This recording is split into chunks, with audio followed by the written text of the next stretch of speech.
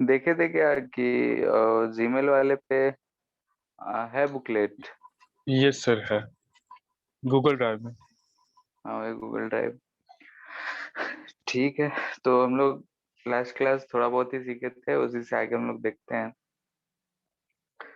ठीक है, तो यहाँ पे हम लोग ड्रिफ्ट वेलोसिटी ये सब चीजें का कंसेप्ट सीखेंगे। तो उन्हीं सब चीज से हम लोग रिलेटेड देख रहे हैं यहाँ पे। तो मान लेते हैं कि हमारे पास ये कंडक्टर है।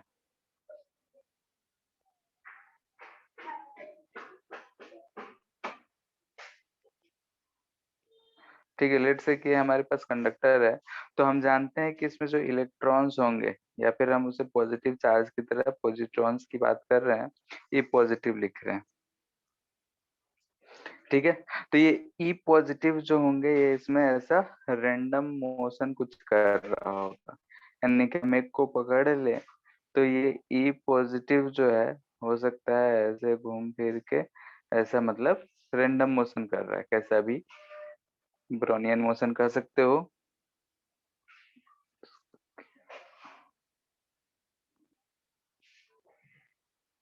ठीक है, तो हम इसे रैंडम मोशन बोल सकते हैं।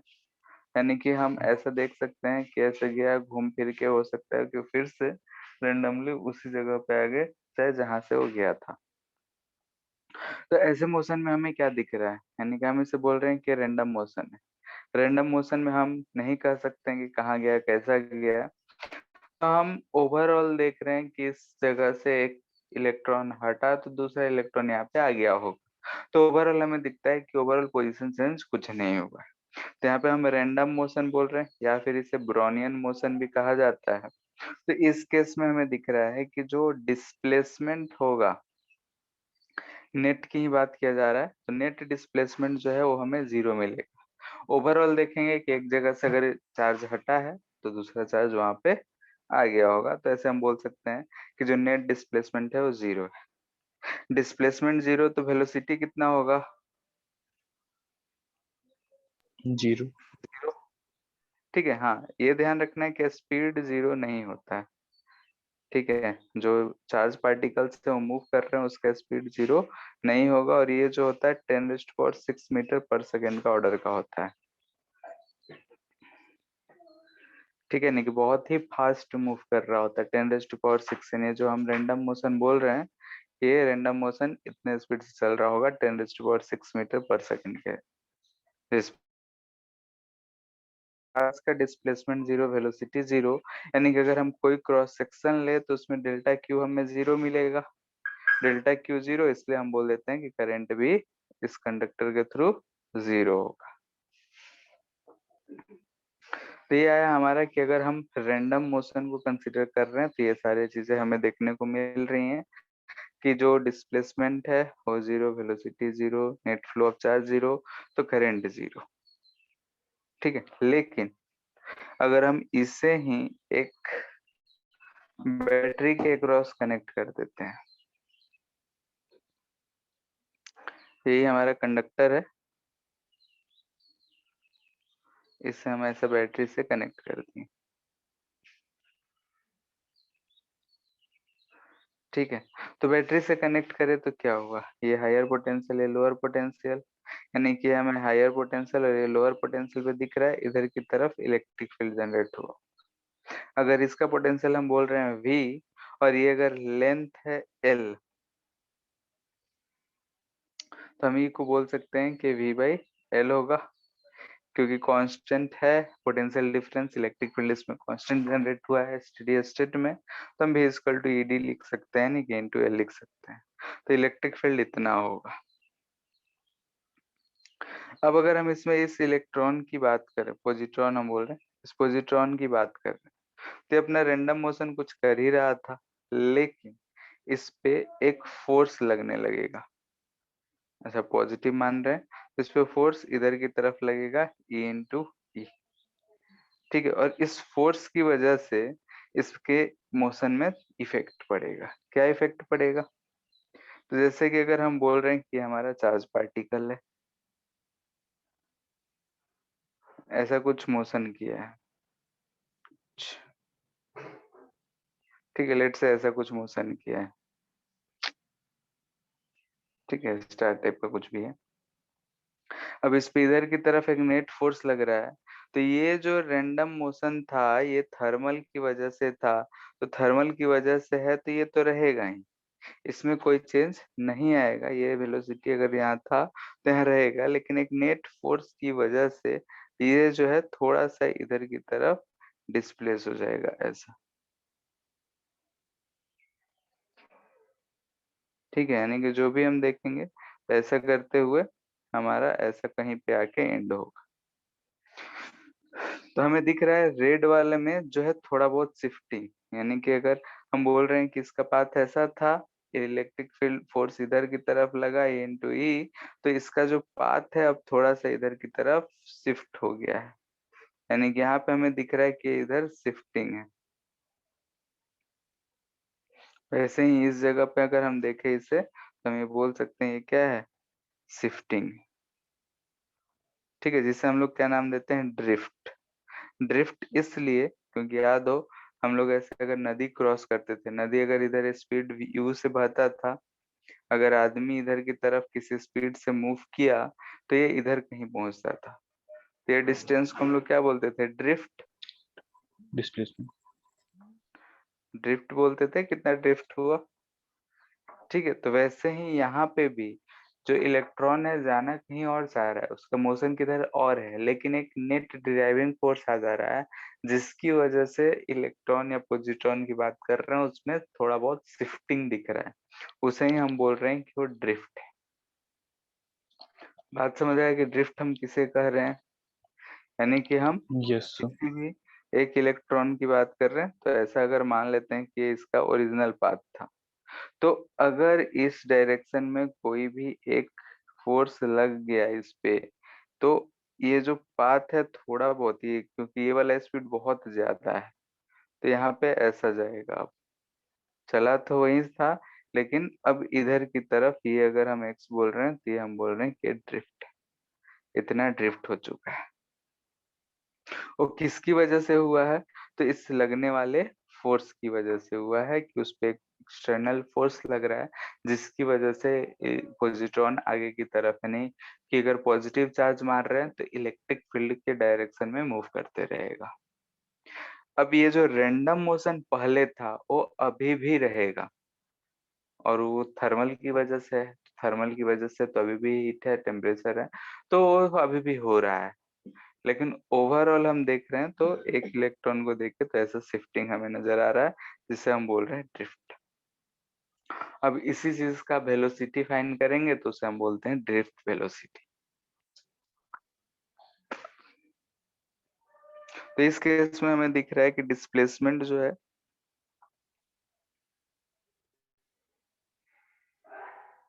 नॉन जीरो है, वेलोसिटी की अगर बात करेंगे ये भी नॉन जीरो होगा, और स्पीड तो ऑफ कोर्स नॉन जीरो होगा ही।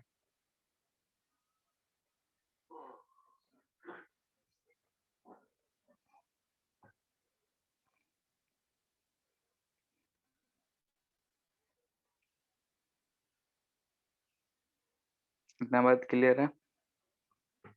यस। ठीक है, ये क्या है, displacement due to electric field. ठीक है, यानी कि ड्राइविंग फोर्स के कारण जो है ये डिस्प्लेसमेंट आ रहा है, उसे हम ड्रिफ्ट बोल रहे हैं।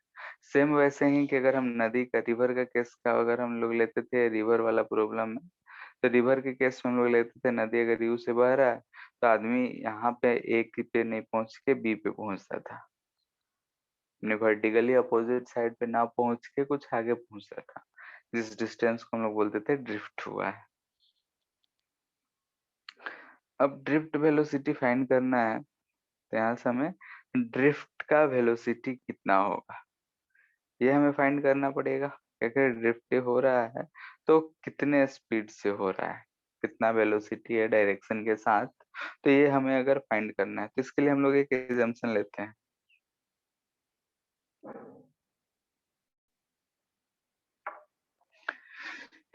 एजम्पशन क्या लेते हैं, कि हमने देखा कि जो नेट डिस्प्लेसमेंट रैंडम मोशन की वजह से है, या नेट वेलोसिटी रैंडम मोशन की वजह से, यानी कि हम देखे थे कि वी एवरेज रैंडम मोशन का ये 0 है। तो अगर ये 0 है तो हम इसको 0 ही मान लेंगे, इसे हम कंसिडर ही नहीं करेंगे। ठीक है, यानी कि अगर ये वी एवरेज हम देख रहे हैं कि रैंडम मोशन जो भी आ रहा है 0, यानी कि वी नेग्लेक्ट, पहला है we neglect random motion of electron. ठीक है, रैंडम मोशन ऑफ इलेक्ट्रॉन, जो फ्री इलेक्ट्रॉन्स है उसके हम साफ निग्लेक्ट कर देंगे, निग्लेक्ट कर देंगे इसे। तो फिर हम क्या एज्यूम करेंगे, हमें क्या लगेगा कि जो इलेक्ट्रॉन्स थे ये सारे ऐसे रेस्ट में लाइन बना के खड़े हैं। ठीक है, पॉजिटिव ही हो या नेगेटिव हो, यहाँ पे माइनस है तो इलेक्ट्रिक फील्ड के अपोजिट डायरेक्शन जाएगा, पॉजिटिव लेंगे तो इलेक्ट्रिक फील्ड डायरेक्शन। ये भी है, इलेक्ट्रिक फील्ड इधर होगा, तो हमें ये इस पे दिख रहा है कि सब पे फोर्स इधर की तरफ लग रहा है, तो ये जो फोर्सेस लग रहा है तो इधर की तरफ ये मूव करेगा। रैंडम मोशन को हमने नेगलेक्ट कर दिए हैं, तो ये सारे के सारे जो इलेक्ट्रॉन्स हैं वो एक डायरेक्शन में सिर्फ इस फोर्स की वजह से मूव करेंगे।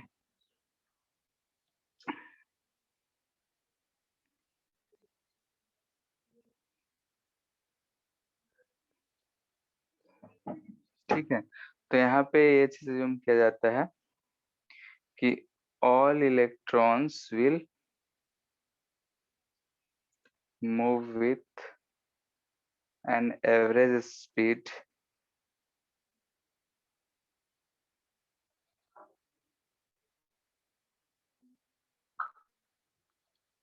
known as drift velocity। ठीक है, वेलोसिटी यहाँ लिख देते हैं। ठीक है, एक एवरेज स्पीड से मूव करेगा जिसे हम बोलते हैं due to velocity, due to electric field. ठीक है, मोशन है वो एक्सटर्नल इलेक्ट्रिक फील्ड कारण इलेक्ट्रिक फील्ड जो है उस इलेक्ट्रॉन को मूव कर रहा है। ठीक है, तो ये जो मोशन है ये हम ऐसे से assume कर लेंगे कि सारे के सारे इलेक्ट्रॉन्स लाइन बना के खड़े हैं, एकदम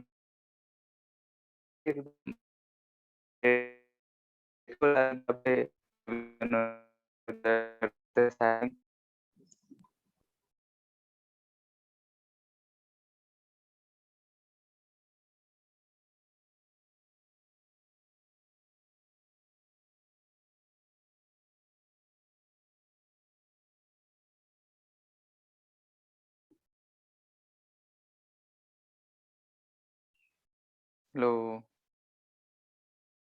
ये यस सर। सब कहाँ से कटा था? लाइन जो सर इलेक्ट्रॉन। आप समझा रहे थे। तो वही, जैसे कि अगर हम लोग परेड देखते हैं ना, सैनिक जो परेड करते हैं लाल किला पे कहीं भी, तो उन लोग में देखोगे कि एकदम सब कदम ताल करते हैं, यानी कि एक पैर कदम से कदम मिला के चलते हैं।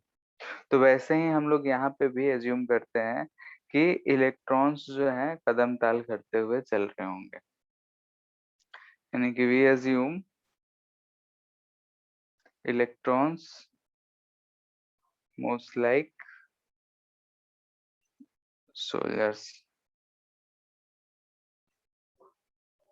Moving in parade. ठीक है, जब वो अपना परेड कर रहे होते हैं तो जैसा कि मूव कर रहे होते हैं वैसे ही, यानी कि कहने का मतलब ये हुआ कि अगर ये हम बोल रहे हैं कि इलेक्ट्रॉन्स हैं तो ऐसे लाइन लगा के खड़े हैं,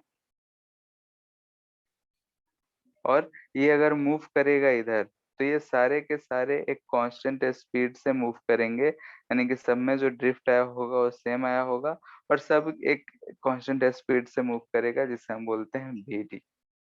यानी कि वीडी जो है वो क्या है, ड्रिफ्ट स्पीड। इस एक कांस्टेंट स्पीड से एक लाइन में चलते हैं, हम ये एज्यूम कर रहे हैं। यहाँ पे जो भी रैंडम मोशन था वो हम सबको नेगलेक्ट कर दिए हैं। इनिशियली क्या मान लिए, इलेक्ट्रॉन्स लाइन बना के खड़े हैं, उस पे फोर्स लग रहा है और सिर्फ उसी फोर्स की वजह से चल रहे हैं, जो कि एक एवरेज स्पीड उनका कांस्टेंट कुछ आ रहा है, जिसे हम बोल रहे हैं कि ड्रिफ्ट वेलोसिटी।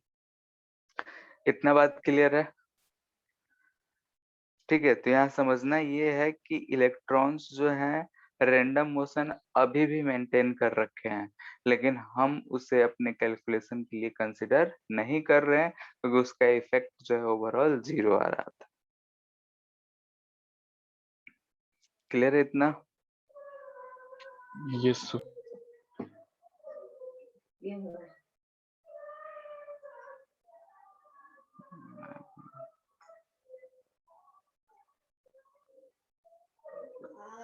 ठीक है, अब कैलकुलेशन देखते हैं।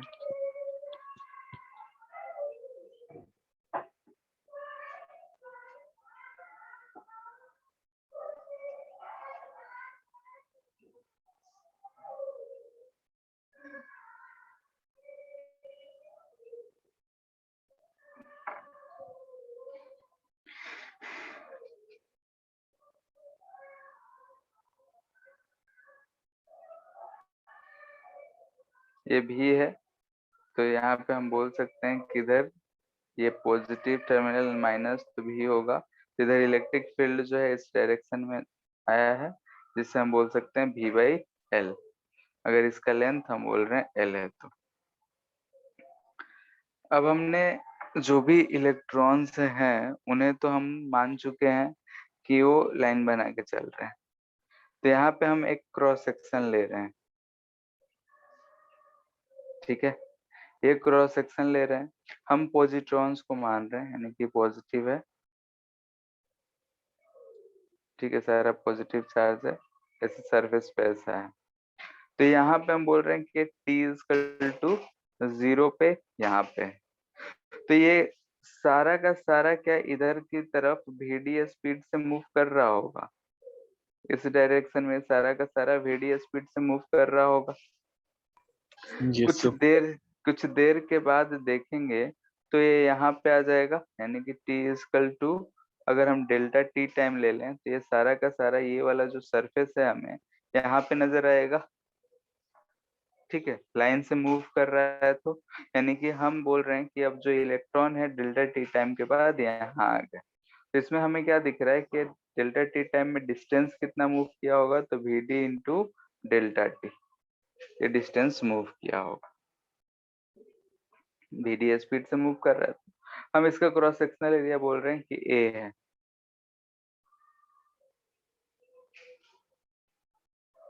ठीक है, एक टर्म हम लोग यहाँ डिफाइन करेंगे स्मॉल लेंथ, इसे इलेक्ट्रॉन डेंसिटी भी कहा जाता है, चार्ज डेंसिटी, इलेक्ट्रॉन डेंसिटी, जिसे हम बोलते हैं इलेक्ट्रॉन पर यूनिट वॉल्यूम। ठीक है, भले ही हम पॉजिटिव चार्ज माने हैं लेकिन निगेटिव चार्ज बात बराबर है, तो इलेक्ट्रॉन डेंसिटी है इलेक्ट्रॉन पर यूनिट वॉल्यूम। तो यहाँ पे total charge delta T time में अगर हम बोले कि इस वाले एरिया से फर्स्ट वाले एरिया से कितना पास किया होगा, तो यहाँ पे ऐसा देखो कैसा है, हम बोल रहे हैं कि इस एरिया से डेल्टा टी टाइम में कितने इलेक्ट्रॉन्स पास किए होंगे, तो क्या इस रीजन में जितने भी इलेक्ट्रॉन्स रहे होंगे वही पास किया होगा, क्योंकि T=0 पे जो इस सेकेंड सरफेस पे है वो यहाँ पे था फर्स्ट वाले के पास, अब वो इतना आ यस गया है सर। तो इसके पीछे जितने हैं, यानी कि ये जो है, यानी कि दिस रीजन में जितने भी इलेक्ट्रॉन्स होंगे वही ये वाला फर्स्ट वाला एरिया पास किया होगा, यानी कि electrons in this region should have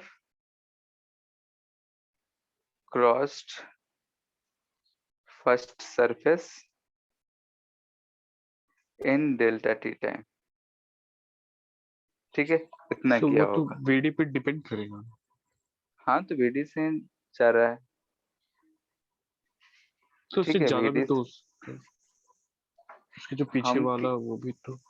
हाँ, तो हम यही तो ऊपर एज्यूम कर चुके हैं ना कि जितने भी इलेक्ट्रॉन्स है सारे के सारे कितने स्पीड से चल रहे हैं, कि एवरेज स्पीड हम बोल रहे हैं वीडी, जो कि सारे इतने ही स्पीड से चल रहे हैं।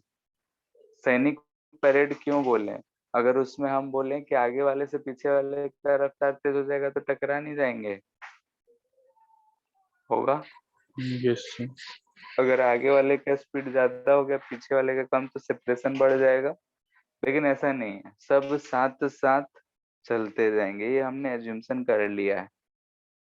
उसके बाद हम इतना कह रहे हैं, कितना बात क्लियर है? तो अगर हमें दिख रहा है कि अगर हमसे पूछा जाए कि डेल्टा क्यू कितना रहा होगा, यानी कितना चार्ज पास किया होगा, तो बता सकते हैं? यस बोलो कितना। So हाँ, electron eta density into volume, V delta T into A.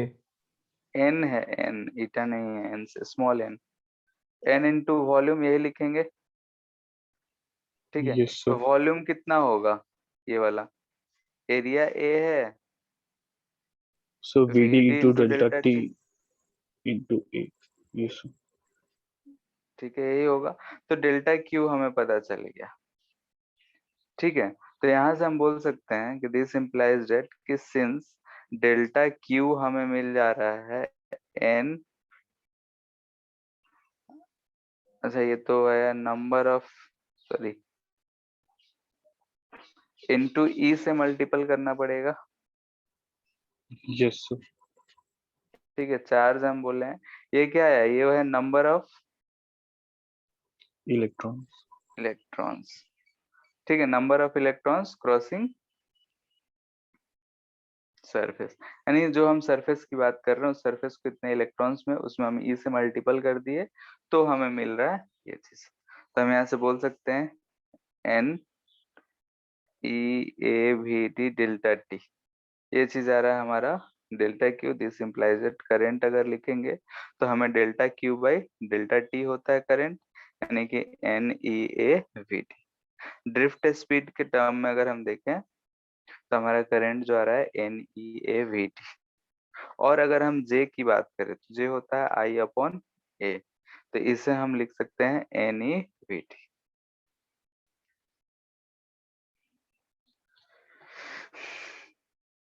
ठीक है।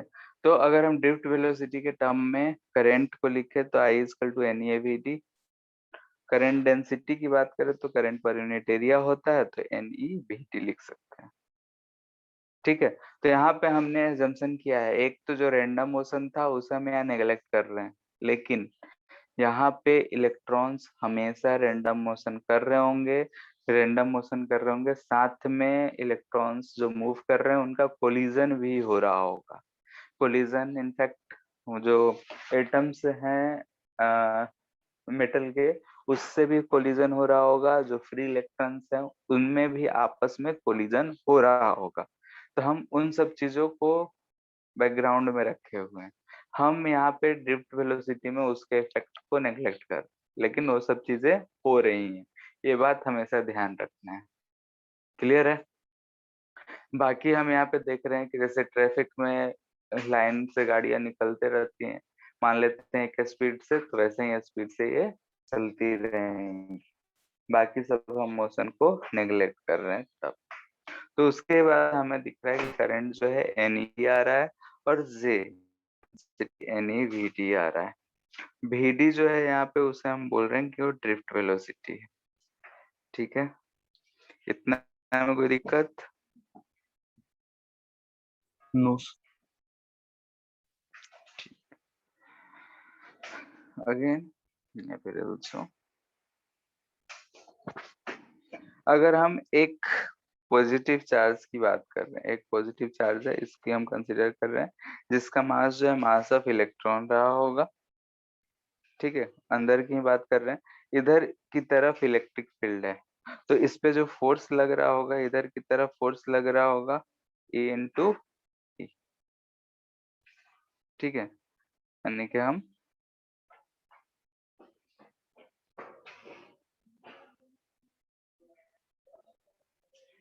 ठीक है, एक इलेक्ट्रॉन या पॉजिट्रॉन को कंसिडर कर रहे हैं जो कि कंडक्टर के अंदर है। ये इलेक्ट्रिक फील्ड भी बाई एल लग रहा है, तो इधर की तरफ लग रहा है। तो अगर हम इसे कंसिडर करें तो इस पे फोर्स है। अगर ये इस पे फोर्स है तो हम बोल सकते हैं कि जो एक्सेलरेशन होगा, ये तो और कहीं यूज नहीं किए हैं। ठीक है, एक्सेलरेशन जो होगा फोर्स अपॉन मास होता है, यानी कि हम ई बाई एम ई लिख सकते हैं। ठीक है, अब एक्सेलरेशन ये होता है, तो ये जो इलेक्ट्रॉन है वो सीधा सीधा चल रहा होगा या फिर अगर हम ओवरऑल उसका मोशन की बात करें, अभी जो जंक्शन किए हैं उसे हम थोड़ा देर के लिए मानते भी हैं और बाकी सब को भी कंसिडर करते हैं, तो ये इलेक्ट्रॉन कैसे चल रहा होगा? बाकी सबसे टकराते हुए चल रहा होगा। Yes sir. ठीक है, जैसे कि अगर स्टेशन है, स्टेशन पे बहुत भीड़ है, वहां पे कोई हल्ला कर दिया कि स्टेशन पे बॉम्ब है, बॉम्ब है, बॉम्ब है, तो सब कोई बाहर एग्जिट की तरफ भागेगा, क्योंकि सब कोई चाहेगा हम प्लेटफॉर्म से बाहर निकल जाएं। लेकिन उसमें कोई होगा कि खंबे से टकराएगा, कोई दो आदमी आपस में टकराएंगे, ऐसे ही टक्कर होते हुए बहुत लोग बाहर जाएंगे, जो कमजोर है वहीं पे गिर जाएगा। ऐसे ही होता है। Yes sir. ठीक है, तो इसमें भी सारे इलेक्ट्रॉन्स एक जैसे मोशन नहीं कर रहे होंगे। ठीक है, लेकिन हमने ड्रिफ्ट स्पीड को एक मान लिया कि ये ड्रिफ्ट वाला जो है ये सबके लिए सेम होगा, क्योंकि सब पे एक फोर्स लग रहा है। लेकिन रैंडम मोशन को जब कंसिडर करेंगे तो सब एक साथ नहीं होंगे। तो ये रैंडम मोशन होते हुए भी और ड्रिफ्ट स्पीड को कंसिडर करते हुए भी हम लोग यहाँ पे क्या कर सकते हैं कि एक चीज हम लोग डिफाइन करते हैं, लेमडा, मीन फ्री पाथ। ठीक है, मीन फ्री पाथ ये कहा जाता है कि डिस्टेंस या displacement average, distance travelled by electron या फिर पॉजिट्रॉन जो भी कहो, ड्यूरिंग टू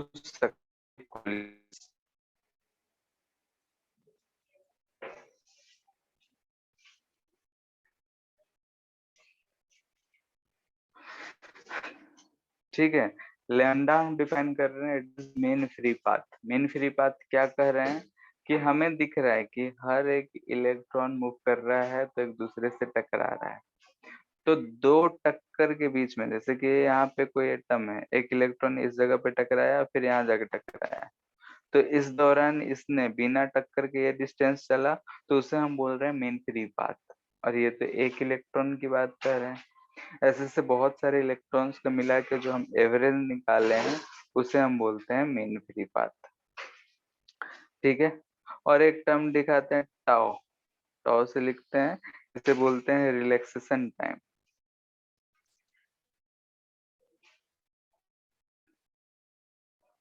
ठीक है, यानी कि it is average time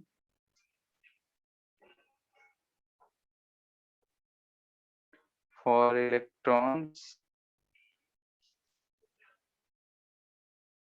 between two successive collisions। ठीक है, दो कोलिजन्स होने के बीच में जो टाइम है उसे हम बोल रहे हैं रिलैक्सेशन टाइम है। ठीक है, जैसे छुट्टी हुआ, तुम क्लास से निकले, सारे कोई भीड़ है, सब कोई गेट की तरफ भाग रहा है, तो तुम निकले, जाके अगले से हो सकता है टकराओ, तो फिर वहां से दूसरे से टकराए, तो दो टक्कर के बीच में जो डिस्टेंस है उसे हम मीन फ्री पाथ बोल रहे हैं, एवरेज को। और जो टाइम है, यानी कि सारे इलेक्ट्रॉन्स को कंसिडर करते हुए जो एवरेज टाइम है उसे हम टॉ से लिख रहे हैं, जिसे हम बोल रहे हैं रिलैक्सेशन। इतना क्लियर? Yes sir. ठीक तो है, उसको तो कैलकुलेट इन करना हाँ, नहीं टॉ और है। लेमडा हमें दिया रहेगा, ये दिया रहेगा मोस्टली, यहाँ पे हम लोग को इससे कोई लेना देना नहीं है। ठीक है, गैसियस में थोड़ा बहुत फाइंड करने के लिए पूछ भी देता है, यहाँ नहीं, हमें यहाँ पे सिर्फ VD क्या होता है वो पता करना है। तो ये चीज है। तो हम जानते हैं कि एक पॉजिट्रॉन है, इस पे एक्सेलरेशन a लग रहा है, यहाँ से चला, लेमडा दूरी चल रहा है, तो उसके लिए टाइम लग रहा है टॉ। ठीक है, तो ये चीजें लग रहा है, vd स्पीड है, तो हम ओवीडी फाइंड करना चाहते हैं, तो कैसे कर सकते हैं? So lambda by tau. ठीक है, तो यहाँ पे थोड़ा बहुत लोगों के बीच में जो है क्या कहते हैं, इस कैलकुलेशन को लेके लोगों के बीच में सेटिस्फेक्शन उतना नहीं है, तो यहाँ पे दो दो चीजें को एज्यूम करके करा जाता है। तो यहाँ पे हम एक कर रहे हैं जो कि एक्सेप्ट किया गया है, एचसी वर्मा में है, मतलब दोनों है, एचसी वर्मा में एक अलग चीज है, एनसीईआरटी में अलग है, तो हम दोनों ही बता दे रहे हैं, लेकिन ये वाला चीज हम लोग ज्यादा करेक्ट मानते हैं कि जैसे कि अगर हम जानते हैं कि एस बराबर होता है UT plus half A T square. You यहाँ पे क्या है, तो यू एवरेज है, यानी कि बिफोर अप्लाइंग इलेक्ट्रिक फील्ड, तो before applying electric field you average हमारा 0 हुआ करता था। एस जो है average distance, T average time, तो यहाँ से दिस इम्प्लाइज दैट हम बोल सकते हैं lambda is equal to 0 plus 1/2, A आया था हमारा E by M E into tau square, तो यहाँ से हमें लेमडा का वैल्यू पता चल गया बाई 2 me टॉ स्क्वायर।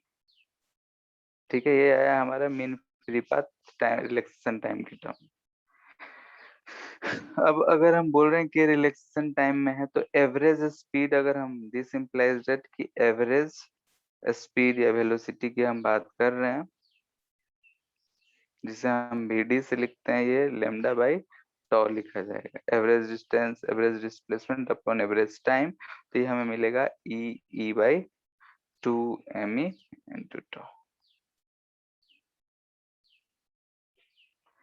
ठीक है, यहाँ पे ये वाला चीज आ रहा है। वही एनसीईआरटी में अगर देखेंगे,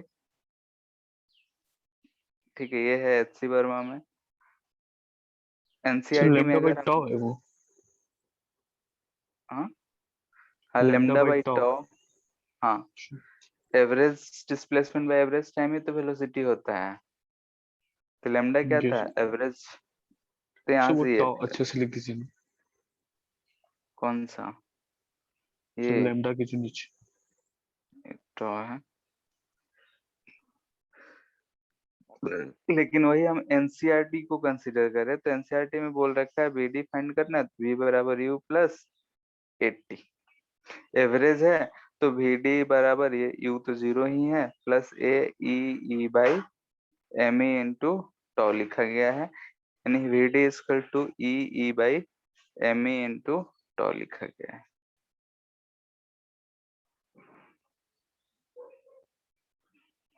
ठीक है, तो यहाँ पे सिर्फ दोनों में अंतर क्या है, तो इस नीचे वाले 2 का, एचसी वर्मा में नीचे 2 यूज करा हुआ है और एनसीईआरटी में 2 यूज नहीं किया हुआ है। बहुत लोग एक्सपर्ट मानते हैं कि ये वाला ज्यादा करेक्ट है, क्योंकि एवरेज वैल्यू है, नीचे 2 आ रहा है, एवरेज वैल्यू है, तो ये ज्यादा सही है। एनसीईआरटी में ये है, तो इसे भी हम लोग नेग्लेक्ट कर नहीं सकते हैं, तो उसे भी कंसिडर करना है। तो मोस्टली यही होता है कि बोर्ड में यूज होता है, तो ये नीचे हम लोग 2 यूज नहीं करते हैं, लेकिन कंपटीशन में जहाँ यूज होता है वहां पे नीचे 2 यूज किया जाता है। ठीक है, So IIT तो तो पूरा एनसीईआरटी में बेस्ड है. हाँ, लेकिन करता है, तो इसीलिए जो आईआईटी नीट ये सब होते हैं, तो इसका वैल्यूज निकालने के लिए नहीं पूछते हैं। ठीक है, यहाँ पे दोनों चीजों के लेकर अभी तक कोई भी फाइनलाइज नहीं हुआ है, तो बच्चा लोग भी कंफ्यूज रहेगा, सब कोई कंफ्यूज ही है, तो यहाँ पे कोई फाइनलाइज नहीं हुआ, तो इसलिए डायरेक्टली न्यूमेरिकल्स जो है, जेई ये कंपटीशन वाले नहीं ज्यादा पूछते हैं, वो डायरेक्टली क्या पूछेंगे कि किस फैक्टर्स पे डिपेंड करता है। ठीक है, यानी कि अगर हम इलेक्ट्रिक फील्ड बढ़ा दे घटा दे क्या होगा, रिलैक्सेशन टाइम घटाएंगे बढ़ाएंगे क्या होगा, तो उन सब चीज से इफेक्टेड पूछते हैं, तो उसमें जो प्रोपोर्शनलिटी है वो दोनों में सेम ही चीज आ रहा है। क्लियर है? Yes sir. ठीक है। बाकी 2 का एक फैक्टर है, अगर आता भी है तो सॉल्व कर लेना है। और अगर ये वाला ऑप्शन रहा तो एनसीईआरटी को उसके हिसाब से हम लोग मान सकते हैं, लेकिन बहुत जगह पे ये वाला ही सही दे रखा है। नहीं, कोई भी कॉम्पिटिटिव बुकलेट सॉल्व करोगे तो डिवाइडेड बाई 2 वाला आंसर दिया रहता सो अभी है। इसका ट्यूशन अभी में क्या तक यूज करेंगे? बाई 2 ही। ठीक है, जेई यस सब सर। कर रहे हैं तो बाई 2 करेंगे। हाँ, स्कूल बोर्ड में आएगा तो 2 नहीं यूज करेंगे। इसमें थोड़ा बहुत है, अभी तक कोई फाइनलाइज नहीं हुआ है। एक्सपर्ट्स जो बोलते हैं, मतलब एच.सी. वर्मा, ये लोग जो भी हैं बड़े बड़े लोग, वो लोग यही बोलते हैं कि बाई 2 जो है वो ज्यादा बेटर है, क्योंकि एवरेज वैल्यू को रिप्रेजेंट करता है।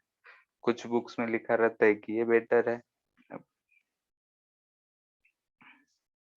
ठीक है, तो ये है हमारा वीडी, क्या है, ई बाई 2 मी इंटू टॉ। ठीक है। Yes sir.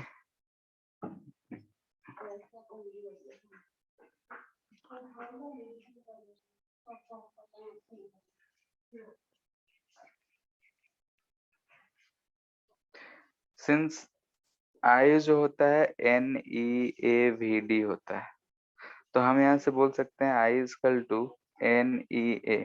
VD को हम लिख सकते हैं बाई 2 me इंटू टॉ।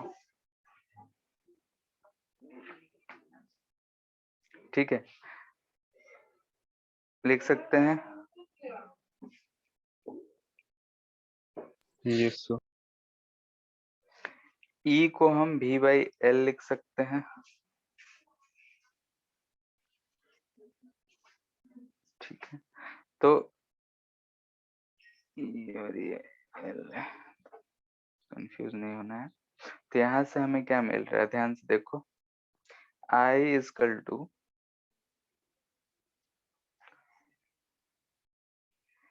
अच्छा ये छूट गया है, NE²। ठीक है, यहाँ ध्यान से देखना है, NE² tau by 2 me into A by L into V, ये दिख रहा है।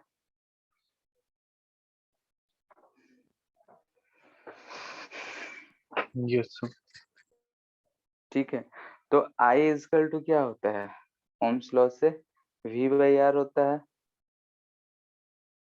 ठीक है, तो यहाँ पे V बाई R, तो यहाँ से दिस इम्प्लाइज कंपेयर कर रहे हैं, तो R इजकल टू मिल रहा है 2 me by NE² tau into L by A, दिख रहा है। तो ये जो टर्म है हमारा ब्रैकेट में, इसे हम बोलते हैं रो, L बाई A, जो हम लोग 10th में पढ़े थे। यानी कि हम रो क्या बोल रहे हैं, रो रजिस्टिविटी। जो है 2 me बाई NE² टॉ। ठीक है, ये क्या है, तो रेजिस्टिविटी है।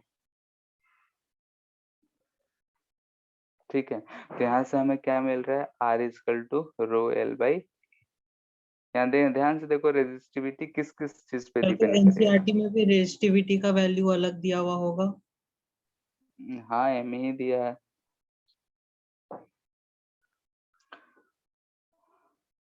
ठीक है, तो यहाँ पे rho equal to 2 me by NE² tau है। यहाँ पे हम एक टर्म डिफाइन करते हैं सिग्मा, क्या बोलते हैं, कंडक्टिविटी।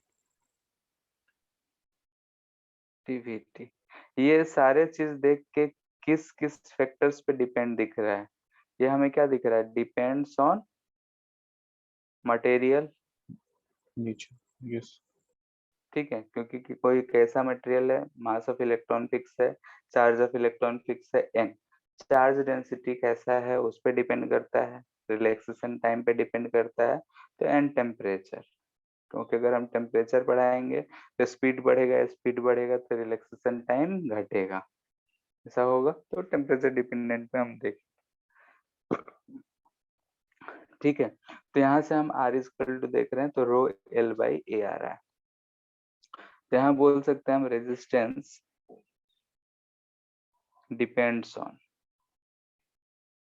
किस किस चीज पे डिपेंड करेगा? नीचे डायरेक्टली प्रोपोर्शनल टू लेंथ, ठीक है। इनवर्सली प्रोपोर्शनल टू एरिया, जो दिख रहा है वही हम लिख रहे हैं। थर्ड, रो, रो यानी कि nature of material. Fourth, temperature. And fifth, direction of flow of current. ठीक है, हम लोग ने ये चार चीजें तो हम फॉर्मूला से दिख रहा है, ये पांचवा चीज अभी हम लोग देखेंगे कि कैसे direction of flow of current पे डिपेंड करता है। ठीक है, इतना बात में कोई दिक्कत कि R बराबर रो एल बाई ए है, रो का वैल्यू कितना होगा 2m by n e square tau. 1 by rho जो होता है कंडक्टिविटी होगा। ठीक है, जैसे हम लास्ट वाला पहला 3 4 तो हमें दिख ही रहा है, टेम्परेचर का तो हम साथ में लिखाएंगे ही। लेंथ डायरेक्टली प्रोपोर्शनल दिख रहा है कि जितना बड़ा अगर हम कंडक्टर यूज करेंगे उतना ही रेजिस्टेंस उसका ज्यादा होगा, जितना एरिया ज्यादा रखेंगे उतना रेजिस्टेंस कम होगा। नेचर ऑफ मटेरियल कैसा है, कंडक्टर है इंसुलेटर है, उस पर डिपेंड करता है कि रेजिस्टिविटी ज्यादा होगा या कम होगा। टेम्परेचर बढ़ाएंगे तो स्पीड बढ़ेगा, स्पीड बढ़ेगा कोलिजन बढ़ेगा, कोलिजन बढ़ेगा तो रेजिस्टिविटी बढ़ेगा। ठीक है, तो टेम्परेचर पे भी डिपेंड करता है। अब बच गया direction of flow of current, तो उसके लिए एग्जांपल देखते हैं।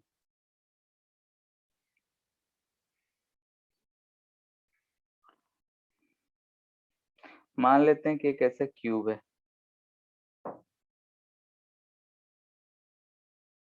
क्यूब नहीं क्यूबॉइड, साइड लेंथ दे रखा है ए बी एंड सी। अगर हम बोले कि करंट इधर से इधर की तरफ फ्लो कर रहा है, ठीक है, तो इसके लिए रेजिस्टेंस क्या लिखेंगे? मटेरियल किसी भी मटेरियल का बना है जिसका रेजिस्टिविटी रो है, तो ये वाला area sir cross rho, sectional area होगा। हाँ, तो रो रो इंटू एल क्या लेंगे? Sir A B sir, B ना, sir B. B by by A C. AC. ठीक है, ये एरिया लेंगे ये लेंथ लेंगे, ऐसा लिखे।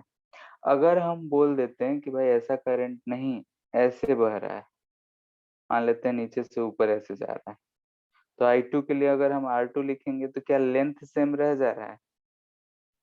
No rho C C by A B, A यही बी। लिखेंगे।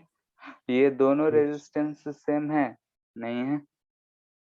ठीक है, तो ये वाला भी पॉइंट ध्यान में रखना है कि किधर से किधर करंट बह रहा है कंडक्टर में, उस पे भी डिपेंड करता है कि कंडक्टर का रेजिस्टेंस कैसा।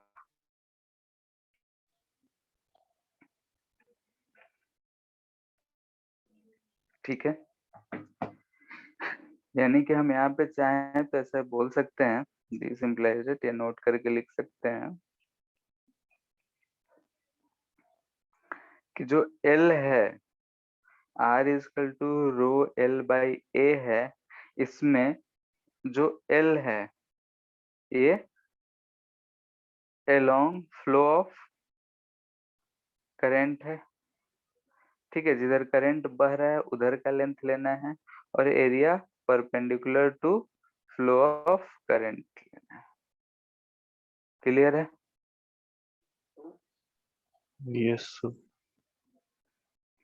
ठीक है, अब इस पे बेस्ड कुछ क्वेश्चंस करते हैं हम लोग रेजिस्टेंस के ऊपर। तो 10th क्लास का एक क्वेश्चन था, वही कर रहे हैं, सर सबको एक मिनट आना नेक्स्ट चाहिए। ऊपर कीजिए ना। हाँ एक मिनट।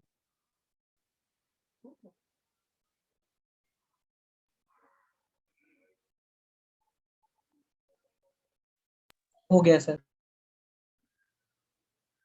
ठीक है, कह रहा है कि L लेंथ का एक रॉड है, ठीक है, रेजिस्टिविटी रो है, area A, cross sectional area. बोला जा रहा है कि it is elongated such that its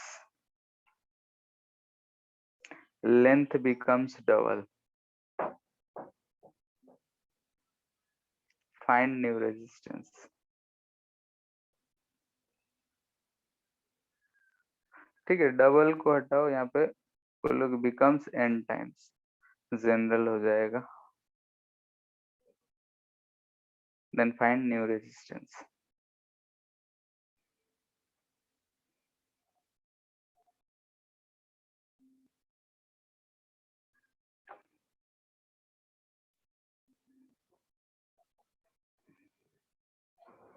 So hmm, n square r. ठीक है. यहाँ पे इनिशियल अगर हम देख रहे हैं तो आर नॉट जो है रोयल बाई ए है. अगर हम इलोंगेट कर रहे हैं तो ये बात ध्यान रखना है कि इलोंगेट कर रहे हैं, लेंथ अगर n टाइम्स हो गया, लेट से nl हो गया, यानी कि इसका वॉल्यूम जो होगा वो कांस्टेंट रहेगा. हम इसे ही पीट पीट के अगर हम लंबा कर रहे हैं तो हम मटेरियल ना तो एक्स्ट्रा जोड़ रहे हैं ना ही निकाल रहे हैं. तो जितना वॉल्यूम था उतना ही रहेगा. अगर हम लेंथ बढ़ा दिए हैं तो एरिया क्या होगा, अब ये एरिया एडस हो जाएगा. यानी कि हम बोल Yes, सकते हैं इन sir. Such case volume remains same. ठीक है, यानी कि अगर हम इसका V1 बोलते हैं कितना है A इंटू एल, इसका अगर हम V2 बोलते हैं A डैश इंटू NL, तो वॉल्यूम सेम है, यानी कि V1 इक्वल टू V2 है. तो हम यहाँ से इक्वेशन ले सकते हैं AL equal to A dash N into L. तो यहाँ से हमें A डैश मिल जाएगा जो कि A बाई N टाइम्स हो जाएगा. डबल बोलता तो एरिया हाफ हो जाता, ट्रिपल बोलता तो A बाई 3 हो जाता. तो यहाँ से अगर हम लिखना चाहें कि R डैश जो होगा वो कितना होगा, तो रो L हो गया NL, एरिया हो गया A बाई N. यहाँ से हमें दिख रहा है N square into R not. ठीक है, यानी कि अगर हम डबल लेंथ कर देंगे उसे तो रेजिस्टेंस क्या हो जाएगा, 4 टाइम्स. क्लियर है.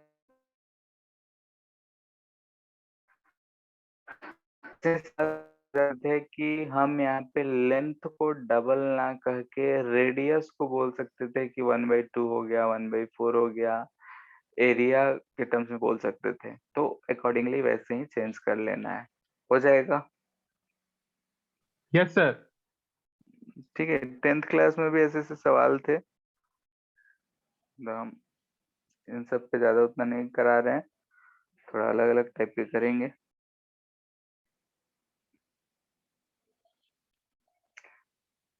एल लेंथ का है, एरिया ए है, रेजिस्टिविटी रो है.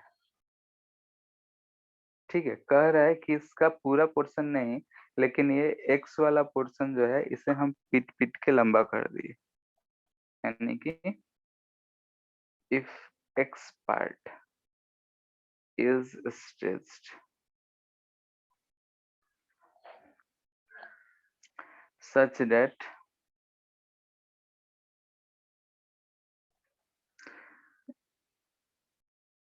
resistance becomes 3 times.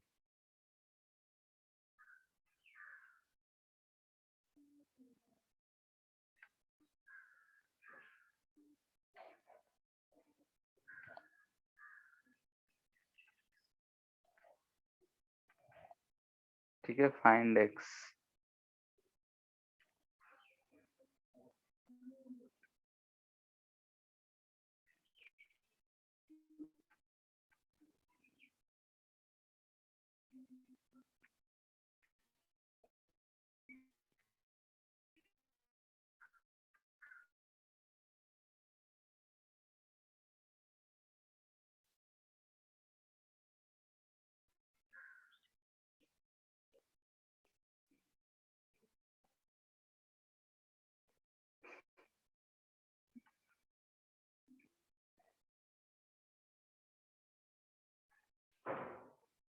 थोड़ा शायद कैलकुलेशन होगा.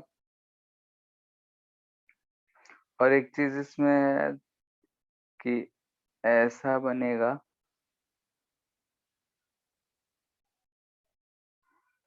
ठीक है, तो ये R1 R2 इसे फाइनली हम क्या कनेक्शन मानेंगे, सीरीज या पैरेलल? सीरीज। ठीक है।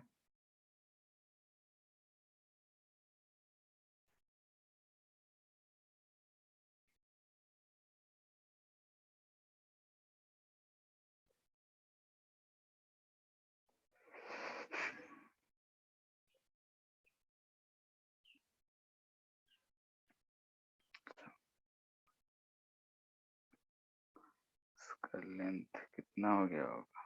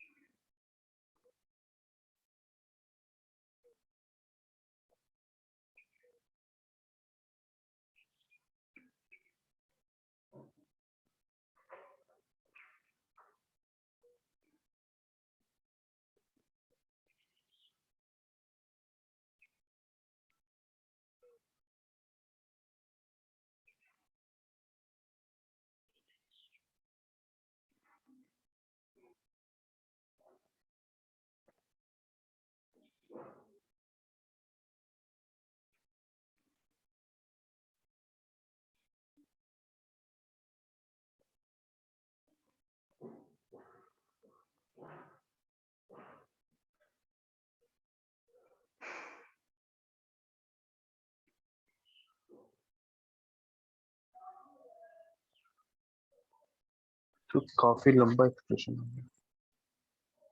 क्वाड्रेटिक में शायद जा रहा होगा। क्वाड्रेटिक में जा यस रहा है क्या? हाँ, थोड़ा लंबा जाएगा।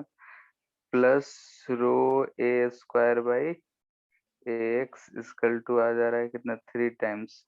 3 टाइम्स यानी कि आर नॉट कितना रहा होगा, सो रो एल बाई ए, ए यानी कि सो 3 इसका रो आंसर एल। हाँ, 3l आंसर नहीं। minus 2ln square plus minus under root 2ln ठीक है, square minus कैलकुलेशन 3l थोड़ा का होल जाएगा। स्क्वायर। ठीक है, कर लेना। ए तो कट जा रहा है, यहाँ से कितना हो जा रहा है, l minus x plus a square by x equal to 3l।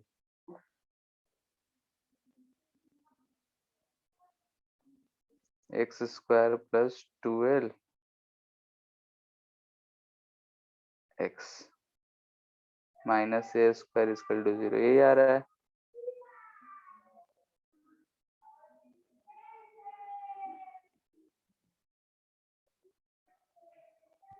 तो ये ए गिवन है। ए गिवन, मिनट। तो n है सर। अच्छा, फाइनल तो एरिया नंबर गिवन है, तो वो करने दो अज्यूम एक। किया ना नंबर लेंथ कितना बड़ा। हाँ, फाइनल एरिया दे रखा है। फाइनल एरिया मतलब कि जो स्टेज कर रहे हो a/2 तक कर रहे हैं तब तो हो गया, इतना करना भी नहीं पड़ेगा। ठीक है, जो एक्स पोर्शन का जो है a/2 दे रखा है, a डैश a/2 दे रखा है। ठीक है, तो कैलकुलेशन तो आराम से अब हो जाएगा। सर 12/3। अगर नहीं दिया होता तो एक्स भी नहीं पता है, ए भी नहीं पता है, तब नहीं होता। ठीक है, काम यही करना है हमें, दे रखा है तो यहाँ पे डायरेक्टली क्या दिक्कत है।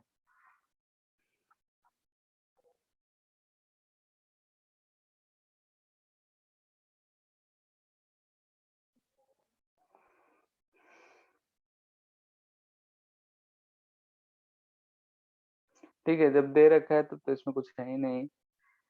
R2 है, ये हमारा जो लेंथ है ये कितना हो जाएगा, एरिया हाफ कर रहे हैं यानी 2x हो जाएगा। लिख सकते हैं रो एल ने 2x बाई एरिया a/2 यानी कि 4 रो x बाई ए। ठीक है, अब तो हो जाएगा, R1 प्लस R2 जोड़ देना है तो rho l minus x by a 4 rho x by a equal to solve हो जाएगा अब x।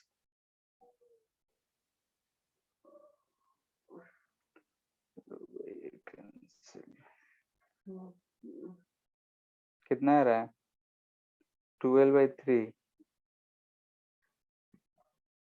Yes, sir. नहीं ठीक है।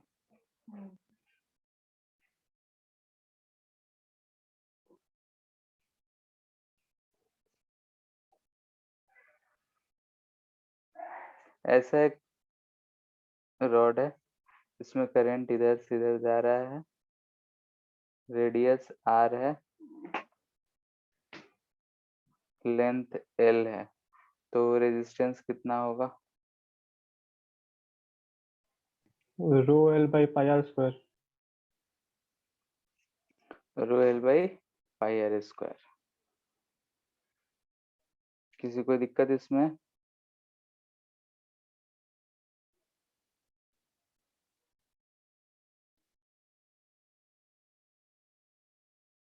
ठीक है, अब ऐसा है, ठीक है, करंट जो है इधर से इधर जा रहा है, ये बीच में खोखला है, बोर्ड सर ये वाला सॉलिड पार्ट है, ठीक है, यानी कि हम ऊपर से देखे तो ऐसा दिखेगा, अंदर वाले का रेडियस a है, बाहर वाले का रेडियस b है, तो इसका रेजिस्टेंस क्या होगा? Rho l by pi b square minus a square. B square minus a square. जितने दूर में कंडक्टर है उतने दूर में करंट पास करेगा, तो एरिया लिख लेंगे पाई b square minus a square.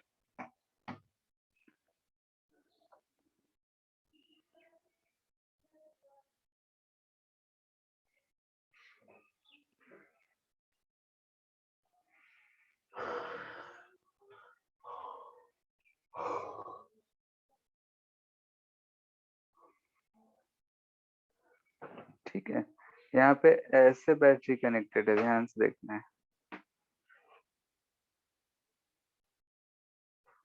ठीक है, अंदर वाला सरफेस को इधर से कनेक्टेड है, तो करंट इसमें कैसे जा रहा होगा? Radially outward. हाँ, ये वाला पोर्शन जो है सॉलिड पार्ट है, उसके अंदर खोखला है, तो करंट हमें दिख रहा होगा किधर से इधर ऐसा बाहर की तरफ जा रहा होगा, तो इसका रेजिस्टेंस अब कितना होगा?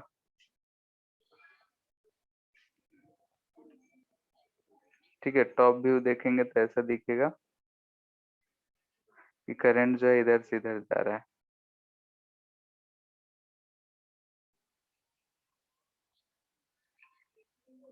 अंदर वाले का रेडियस ए ले लो, बाहर वाले का भी।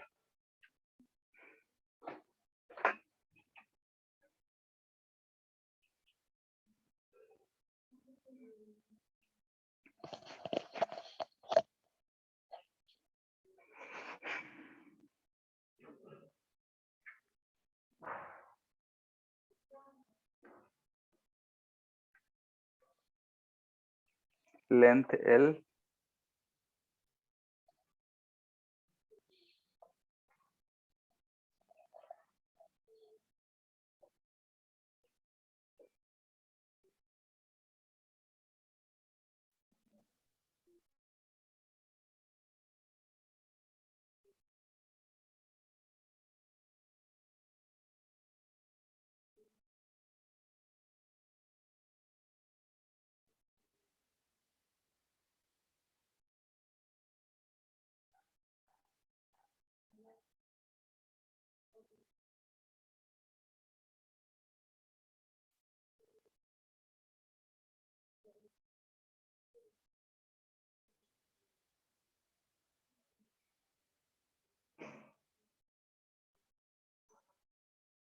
रो by 2 pi L ln P by ए।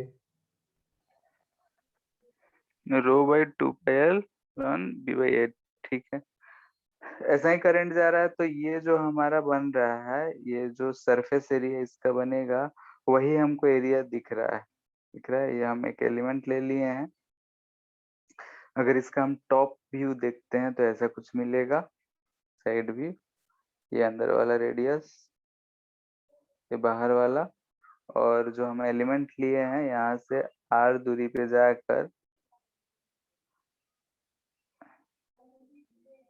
एक dr एलिमेंट ले लिए, ठीक है। ऐसा करंट जो है जा रहा है किधर, तो इधर से इधर की तरफ ऐसे करंट बह रहा है, करंट का डायरेक्शन ये है। तो जब हम लिखेंगे इसके लिए डी आर, तो क्या लिखेंगे बताओ, रो तो रो है, लेंथ इसका कितना होगा स्मॉल डी आर, एरिया क्या होगा 2 पाई आर इंटू एल, दिख रहा है, यानी कि क्या है सरफेस एरिया ऑफ सिलेंडर। जो भी हम एलिमेंट लिए हैं उसका कर्व वाला सरफेस एरिया की हम बात करें, कर्व सरफेस एरिया ये चीज लिखें, तो ये है डी आर। अब इसे पकड़ के इंटीग्रेट कर देना है, तो this implies that R is equal to rho तो कांस्टेंट है, 2 पाई एल कांस्टेंट है, 1 बाई आर, डी आर बचा, कहाँ से कहाँ तक जा रहे हैं, तो ए से बी जा रहे हैं, तो इसका इंटीग्रेशन लॉन आएगा एल एन, तो rho by 2 pi L L N by A, answer clear है।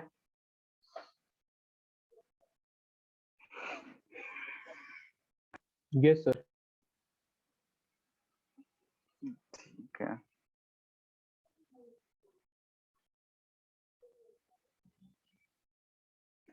हमारे पास एक फ्रस्टम दे रखा हुआ है, फ्रस्टम जिसे हम लोग बाल्टी भी के शेप का होता है, ठीक है। क्लास 10th 9th में इसका बहुत एरिया निकाले होंगे, सरफेस एरिया, एरिया ओरिया वॉल्यूम सब किए होंगे हम लोग, तो ये फ्रस्टम है। ये दे रखा है कि इसका ये वाला जो रेडियस है ये ए है, ये रेडियस जो है वो बी है, लेंथ जो है वो एल है, करंट इधर से इधर जा रहा है, तो रेजिस्टेंस क्या होगा।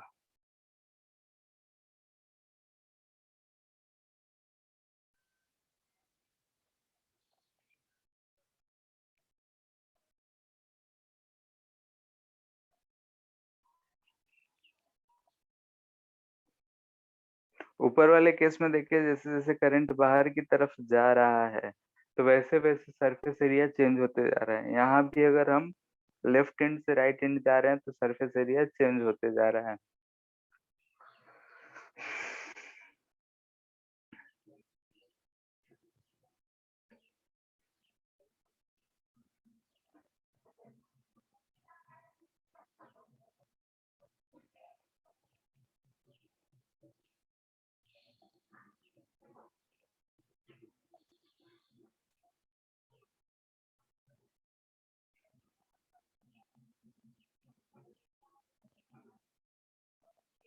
हो गया। सही। इतनी जल्दी कैसे होगा सर, तो सिमिलैरिटी भी यूज करना पड़ेगा।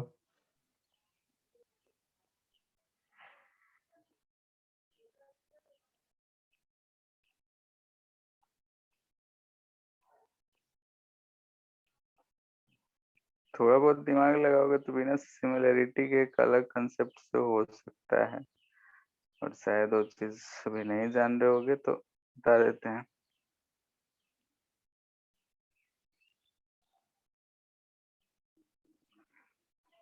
ठीक है, इतना काम तो सब कर लिए होगे कि यहाँ पे कुछ दूरी पे जाके एक एलिमेंट ले लिए होगे, यस सर। ठीक है। यानी कि यहाँ से हम x दूरी पे गए, एक dx एलिमेंट ले लिए और बोल रहे हैं कि इसका रेडियस जो है वो r है, r मानो y मानो जो भी मानो, ऐसा कुछ हम मान सकते हैं ये चीज। तो इसके थ्रू अगर हम dr लिखते हैं तो dr क्या लिखेंगे, रो dx by I R sir. इसका एरिया पाई आर स्क्वायर। अब यहाँ पे दिख रहा है कि x भी वेरिएबल है, r भी वेरिएबल है, r और x में एक रिलेशन चाहिए, तभी हम लोग इसको इंटीग्रेट कर सकते हैं, यस सर। ठीक है। इसको अगर हमें इंटीग्रेट करना होगा तो पाई और एक्स, आर और एक्स में एक रिलेशन चाहिए होगा dx, तो रिलेशन कैसे चाहे, एक तो तुम लोग का, हाँ बोलो। So r is equal to a plus x or x by l r is equal to a plus x.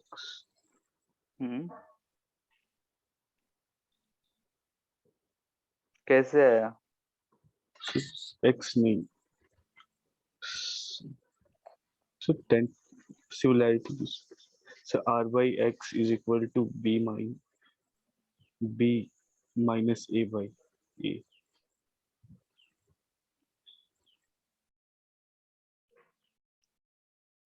r by x is equal to b minus a by a. कैसे?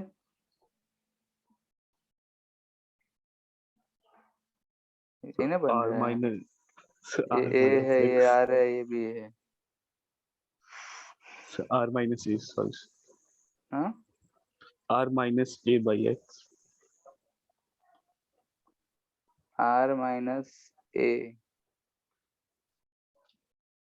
by x is equal to b minus a by l ना आएगा यहाँ पे, So l, हाँ, so l दिया ही नहीं है. दिया हुआ है इधर।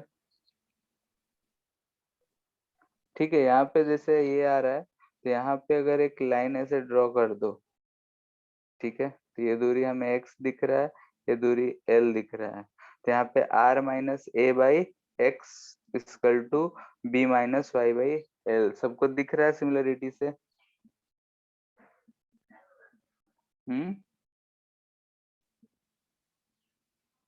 Yes, sir.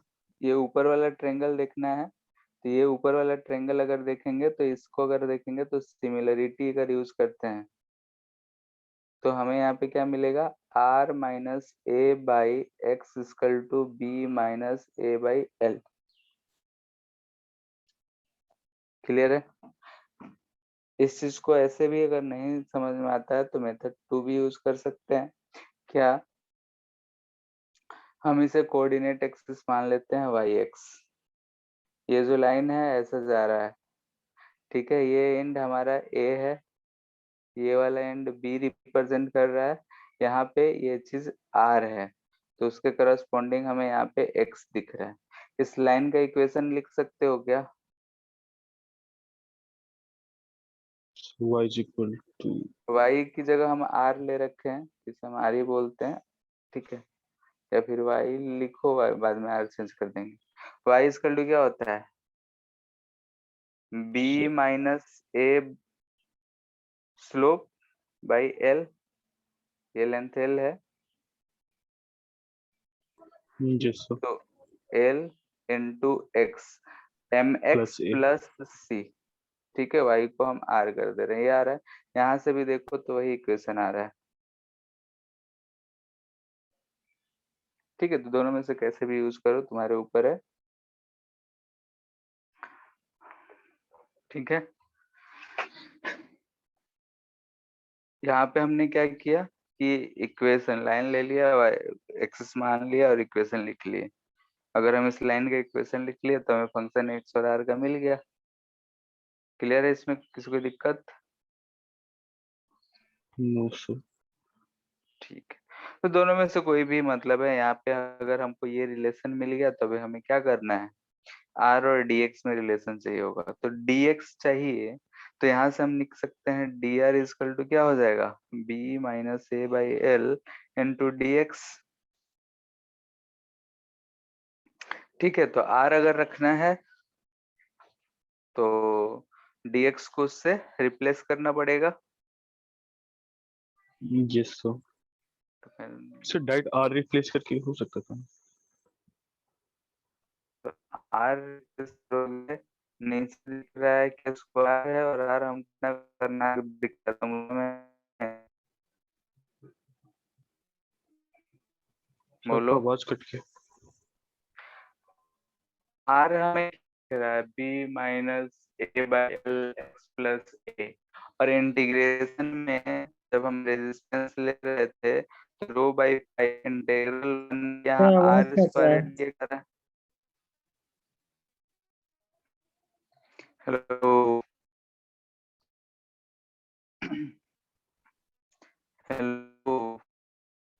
सर आवाज कट रहा आपका। आया क्या? अभी भी कट ही रहा है? सब ठीक हो? ठीक है। जैसे कि अब कहने का मतलब ये है कि अगर हम लोग यहाँ पे देख रहे हैं तो नीचे क्या आ रहा है, आर स्क्वायर का टर्म आ रहा है। Yes sir. अब यहाँ पे हम इसका स्क्वायर करेंगे, फिर उसको इंटीग्रेट करेंगे, हमारे लिए काम आसान हो गया मुश्किल? हमको तो मुश्किल दिख रहा है। मुश्किल। ठीक है, तो अच्छा रहेगा कि dx को ही हटा दे। तो यहाँ पे dx को लिखेंगे तो l by B minus A R square D आ रहेगा। ये a टू b जा रहा है और इधर हमें कांस्टेंट दिख रहा है, यानी कि रो l बाई बी माइनस ए। अच्छा, 1/r² का -1/r हो जाएगा a से यस b सर। तक। ठीक है, पाई छूट रहा है तो जाएगा rho l by B minus a pi 1/a minus 1/b।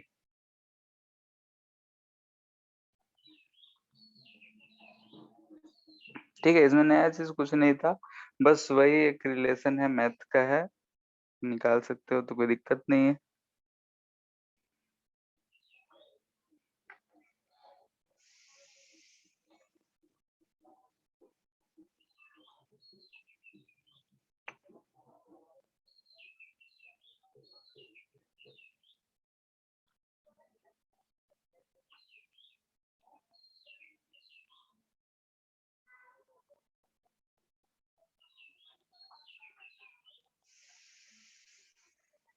ठीक है, ऐसा दे रखा है। ठीक है, क्वार्टर है, क्वार्टर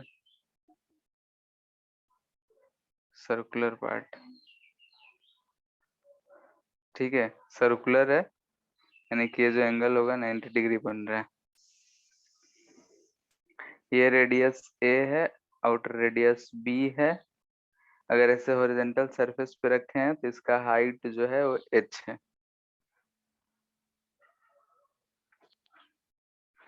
ठीक है, करंट जो है इसमें इधर से इधर जा रहा है, तो रेजिस्टेंस क्या होगा?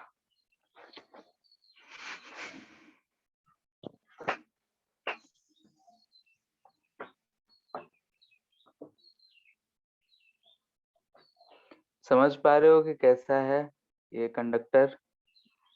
एक बार ले चल सकते हो, उसे हम क्वार्टर में मोड़ दिए हैं, ऐसे समझ सकते हैं। सर मच्छर मारने वाला कॉइल को काट दिए। हाँ,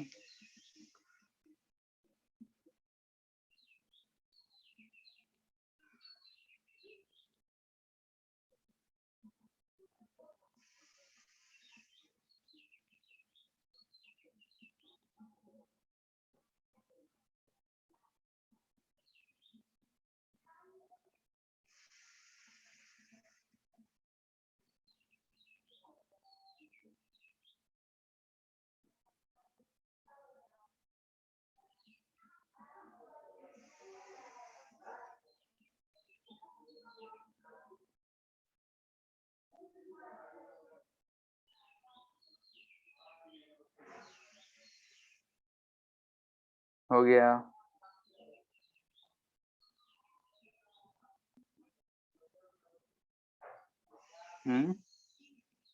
तो थोड़ा टाइम दीजिए ना।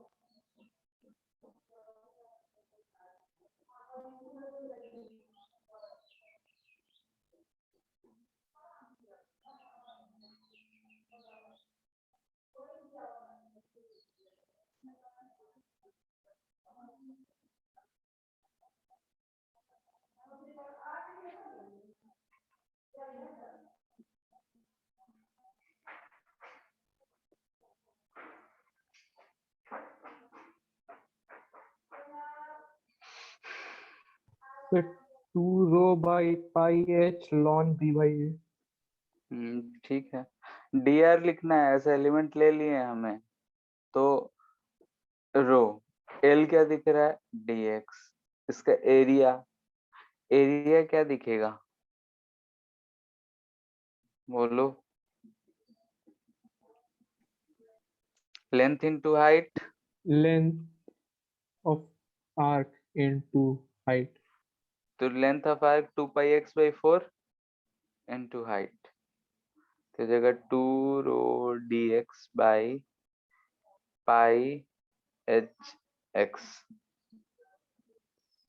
ठीक है, यानी कि 2 ρ/πh कॉमन हो जाएगा, इंटीग्रल 1/x dx, कहाँ से कहाँ, तो a से b, तो r इजकल टू आ गया 2 ρ/πh ln b/a।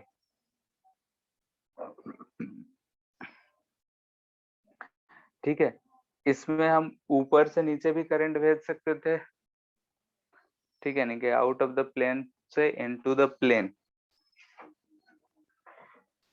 तो उसके अकॉर्डिंग ही हमें फिर चेक करना पड़ेगा। इधर से भी अगर करंट दे तो ऐसा जाएगा, तो किसी एंगल पे जाके हमें एलिमेंट लेना पड़ेगा। क्लियर है? नेक्स्ट है कि वी नो डेट, सर थोड़ा हम लोग अब, कीजिए ना। हाँ हो गया,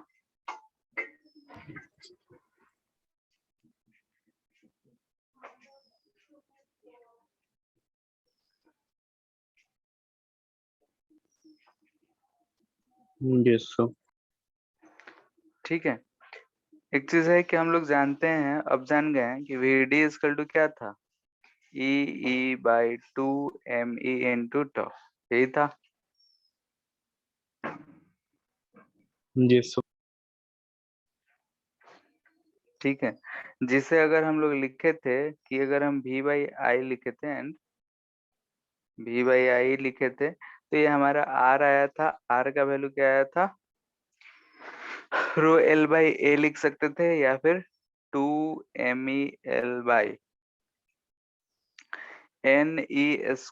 टॉ इंटू a, रो l/a यही आ रहा था।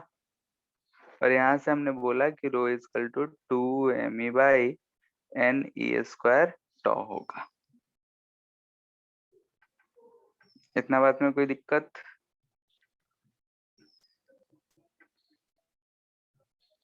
नो बोलो। सर। ठीक है, और हम लोग जे लिखते थे, वो क्या लिखते थे, I/a। ठीक है, तो I/a अगर हम लिखेंगे यहाँ, तो ध्यान से देखो क्या लिखेंगे, I को हम इधर ले जा रहे हैं, तो यहाँ में मिल जाएगा v/l into ne² tau by 2me, यही मिलेगा। Yes sir.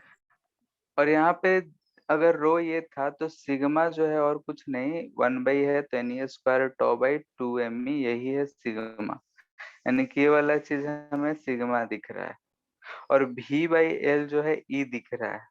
तो दिस इम्प्लाइज डेट कि जो j आ रहा है वो हमें क्या मिल रहा है, सिग्मा इंटू ई मिल रहा है। अगर हम इसे वेक्टर फॉर्म में बोले तो ये भी वेक्टर क्वांटिटी है और ये भी वेक्टर क्वांटिटी है, तो j इजकल टू हम लोग लिख सकते हैं सिग्मा इंटू ए ई, या फिर इसे हम लोग ऐसे लिखते हैं कि j is proportional to electric field. ठीक है, और यही चीज क्या होता है, हमारा ओम्स लॉ। ठीक है, ओम्स लॉ, इसे भी हम लोग बोलते हैं कि it is also Ohm's law in terms of current density and electric field. ठीक है, अगर हायर स्टडीज करने जाओगे तो ओम्स लॉ यहीं से शुरू होता है। ओम्स लॉ डायरेक्टली कहा जाएगा J is proportional to E, और फिर बाद में वो बताया जाएगा B is directly proportional to IR। ठीक है, लेकिन हम लोग यहाँ शुरू से पहले से वो पढ़ रखे हैं, इसलिए वहां से इसको हम लोग लाके देख रहे हैं। ये भी जो है ओम्स लॉ है, यानी कि किसी भी कंडक्टर के क्रॉस जो इलेक्ट्रिक फील्ड आ रहा है वो directly proportional to current density होगा, और इसे हम लोग बोलते हैं कि ओम्स लॉ है। क्लियर है ये? तो ये भी एक रिलेशन है जिसे हमें ध्यान में रखना है कि J is equal to sigma into E आ रहा है।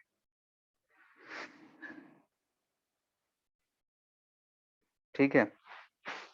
इसके बाद है कि हम लोग का जो रेजिस्टेंस है, रेजिस्टिविटी जो है वो किस किस चीजों पे डिपेंड करता है, यानी कि मेनली टेम्परेचर। मटेरियल पे तो हम लोग जानते हैं, डिफरेंट टाइप के मटेरियल्स देखेंगे, कंडक्टर और सेमीकंडक्टर। और कंडक्टर्स और सेमीकंडक्टर पे कैसे टेम्परेचर पे डिपेंड करता है रेजिस्टेंस एंड रेजिस्टिविटी, उन सब चीजों का चर्चा करेंगे। ठीक है, तो डिपेंडेंसी ऑफ टेम्परेचर जो है नेक्स्ट क्लास में ही करेंगे, जितना ही रहने देते हैं।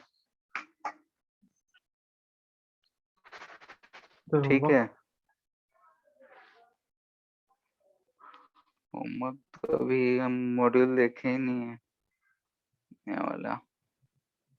सो भेज दें। भेज दो।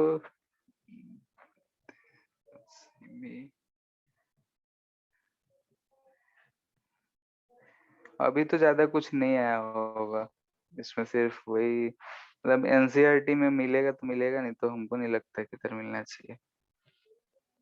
फॉर्मूला बेस सिर्फ पूछेगा करंट डेंसिटी क्या है क्या नहीं है। कैपेसिटर वाला सब कर लियो।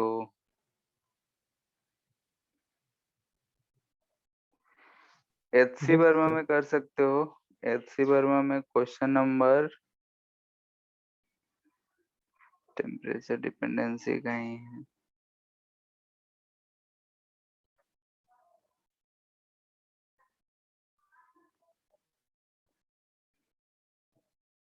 तेरह तक, 1 से 13।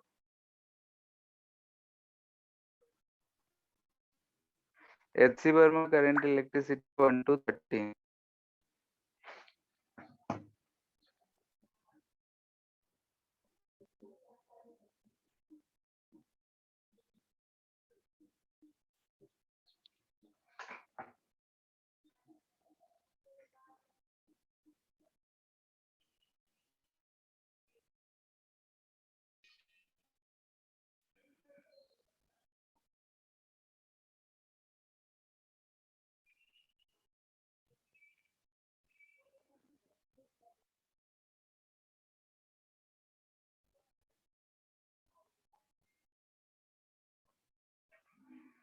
ठीक है, बुकलेट में एक्सरसाइज 2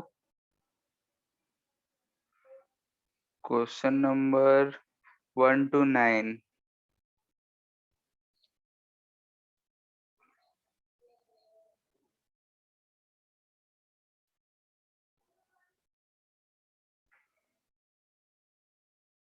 ठीक है, इतना कर लेना, 20-22 क्वेश्चन हो रहा है। यस सो ठीक थैंक है यू सर। फिर, thank you too. Thank you sir.